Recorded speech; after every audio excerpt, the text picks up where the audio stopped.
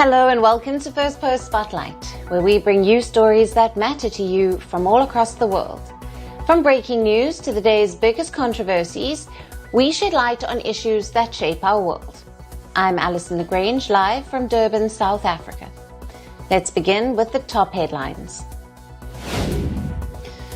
Indian External Affairs Minister Dr. S. Jaishankar holds talks with his German counterpart and hails the ties between the two nations, calling them enormously important. Ukrainian President Volodymyr Zelensky is in Denmark to meet the Nordic and Baltic leaders. The visit is aimed at gathering more support for Ukraine in its war against Russia. Syria detains members of the Defense and Interior Ministry suspected of involvement in violence that killed hundreds in the Druze province of Swaida in July. In a stern warning for Israel, the United Arab Emirates says annexation of the West Bank would constitute a red line for Abu Dhabi and would undermine the Abraham Accords that stabilize ties between the two nations. And Singapore orders Meta to implement anti-scam measures to stop impersonation of key government office holders on Facebook or face a fine of close to $800,000.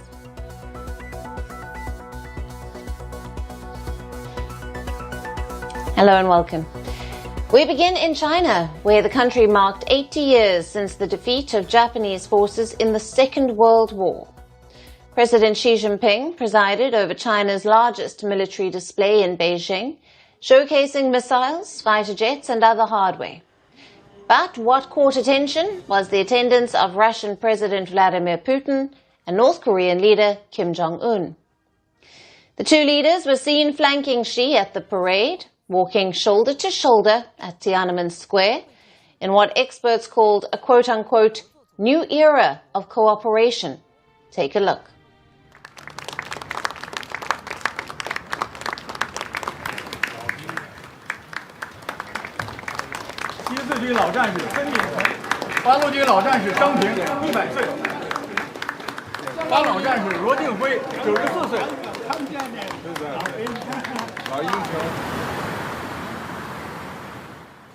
Now, China touted the parade as a show of unity, bringing together friendly leaders to send a message to the world. Kim Jong Un's attendance was the first time that he was seen with Xi and Putin at the same event. However, no major Western leaders were among the 24 world figures present. Attendees mostly came from the Eastern Hemisphere, including Armenia, Azerbaijan, Belarus, Cambodia, Vietnam, Indonesia, Iran, the Maldives, Pakistan, Serbia, the Republic of Congo, and Zimbabwe, among others.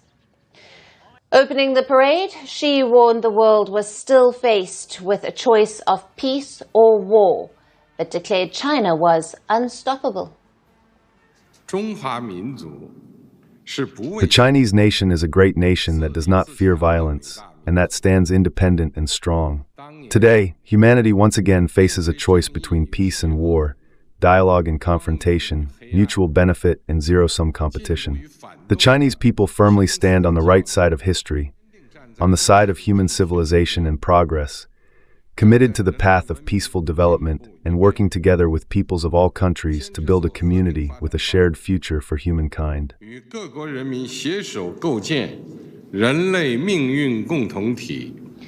The event drew a sharp response from US President Donald Trump, who accused Xi, Putin and Kim of plotting against the US. In a post on his social media platform Truth Social, he also questioned whether Xi would mention the massive American support and blood that helped secure China's freedom. Trump's late-night post came hours after he earlier said that he did not see the parade as a challenge to the United States.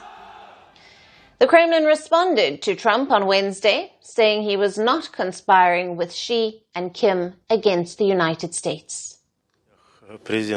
I would like to say that no one has been conspiring. No one has been plotting anything. No conspiracies. Moreover, no one of these three people even had such an idea. Moreover, I can say that everyone understands the role the United States, Trump's administration, and President Trump personally are playing in current international affairs. Yet, experts say the event was a chance for Xi to project strength and unity. The parade capped a whirlwind week for Xi, who earlier this week hosted leaders from India, Russia, and Pakistan, among others, in Tianjin for the SCO summit, putting China front and center in regional relations. The 10-member SCO presents itself as a non-Western bloc and an alternative to traditional alliances. Powerful images from the summit showed Indian Prime Minister Narendra Modi walking hand in hand with Putin and Xi, while also holding bilaterals to strengthen ties. During the summit, Xi slammed quote-unquote bullying behavior, a veiled reference to the US, while Russia defended its Ukraine offensive, blaming the West.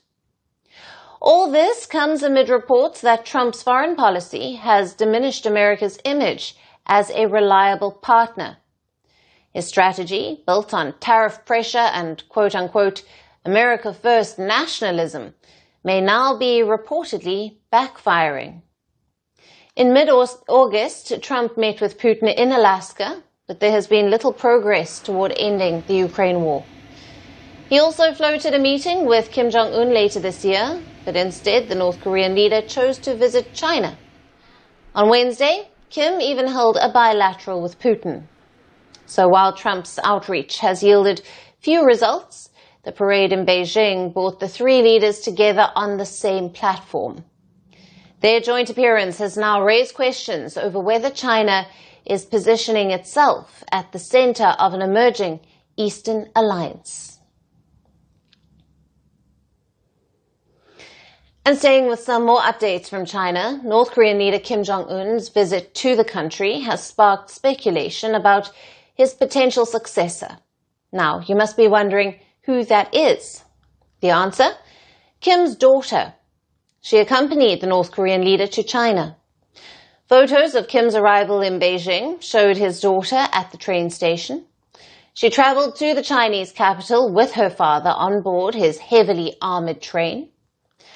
Kim came to Beijing to attend China's Victory Day parade.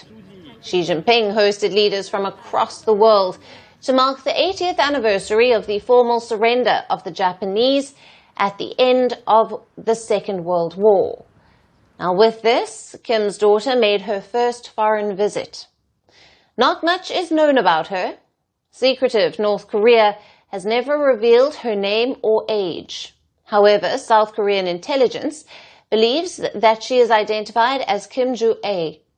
Now, she is estimated to be around 13 years old, and her identification is attributed to former American basketball player Dennis Rodman.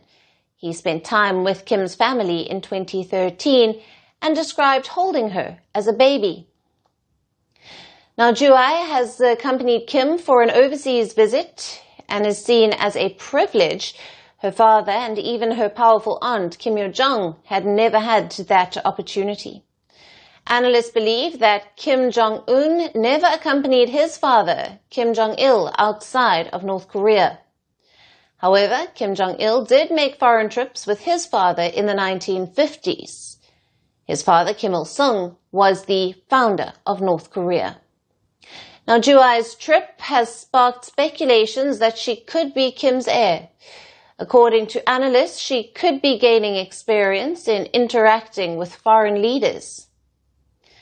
Before Beijing, she had rarely been spotted in public. She first appeared in 2022. She accompanied Kim Jong-un at the launch of a massive intercontinental ballistic missile. And in 2023, she joined an event celebrating the 75th anniversary of the Korean People's Army. Earlier this year, in May, Ju-ae made her diplomatic debut at a Russian embassy event. South Korea's intelligence agency considers her to be the most likely successor in the family's dynastic rule over the nuclear-armed state. What will her role be in North Korea's dynastic politics? We will keep track for you.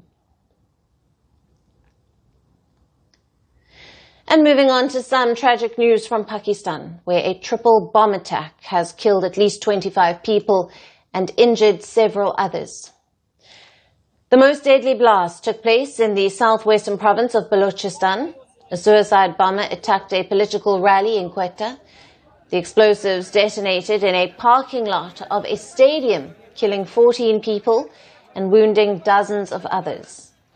According to provincial officials, hundreds of Balochistan National Party, or the BNP, members had gathered when the blast occurred. हमारी जलसा इख्तिताम पजीर हुआ उस वक्त जो मेहमान आए थे दूसरी पार्टियों के उनको हमने रुखसत किया वो निकल गए और सरदार साहब भी उसके साथ निकल गए तो ये सारे बाकी लोग निकल रहे थे तो गेट से मेन जो गेट है इससे थोड़े फासले पे ये धमाका हुआ. In another attack, 5 paramilitary personnel were killed in Balochistan, while 4 others were injured. A homemade bomb exploded as a convoy of troops passed through a district near the Iranian border. Balochistan is Pakistan's largest and most resource-rich province, but it reels under poverty and ranks among the lowest on the Human Development Index. Since 2014, China has invested heavily in this region. It is building a road and infrastructure project.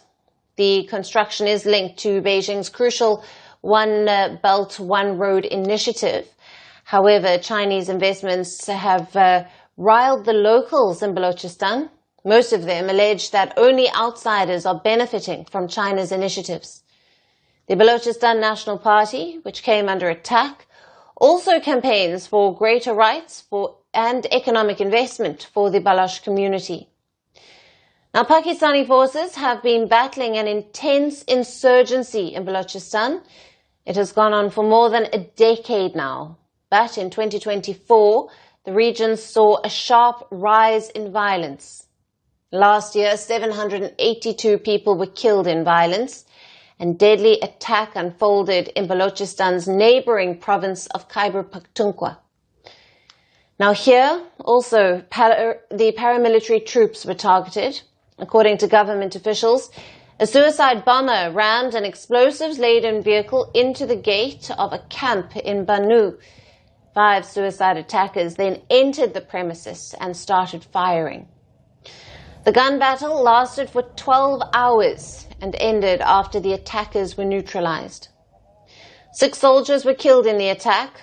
A group called the Ittihad-ul-Mujahideen Pakistan has claimed responsibility.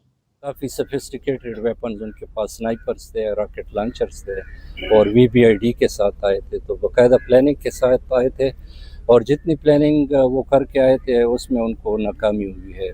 जितना हमारा नुकसान इतना नहीं हुआ जितना उनका नुकसान हुआ है. 6 ये आए थे और 6 के 6 वो हलाक हो गए.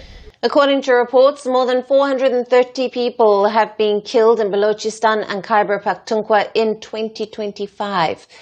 Most of these were members of the security forces.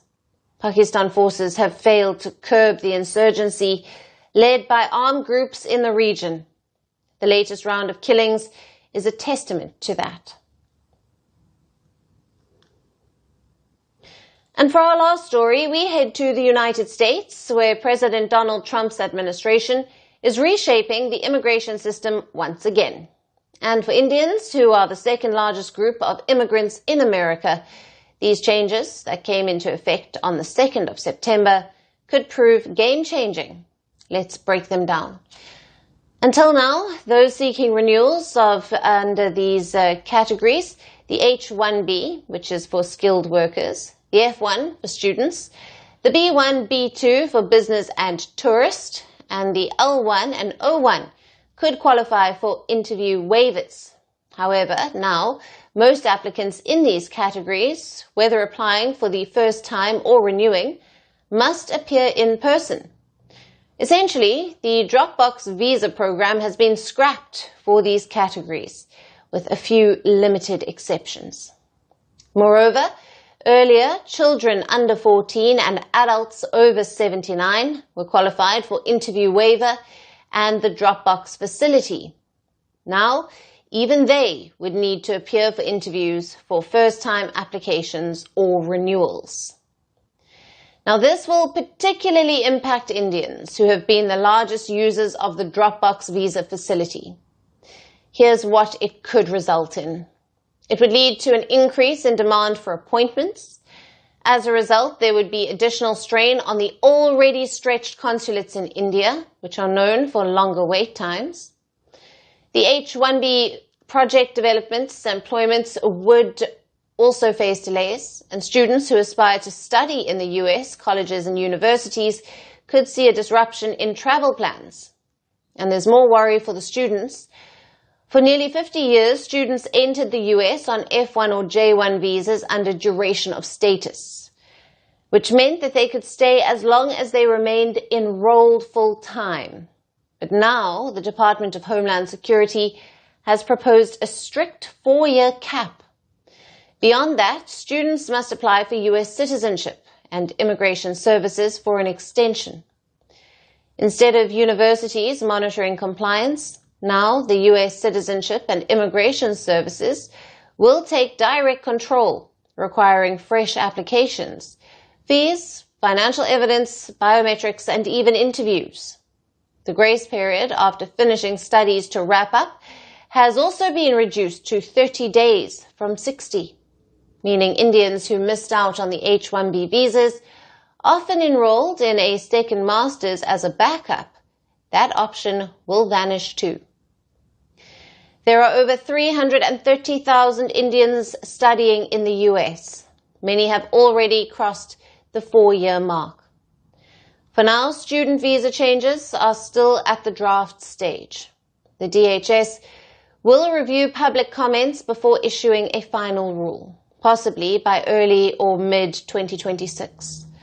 So foreign students in the US must start preparing for the new changes. The question now is simple, but sharp. Will these hurdles push Indian students and those on the H-1B visas to seek other destinations? Or will America's promise of world-class education and jobs remain too strong to resist? And that's all we have on the show for today. We will see you again tomorrow at the same time. Thank you for watching. Stay tuned to Firstpost. From breaking news to the day's biggest controversies, shedding light on the world's top headlines, detailed analysis on the stories that matter the most to you. Catch it all on Spotlight at 6 p.m. India time and 12:30 GMT.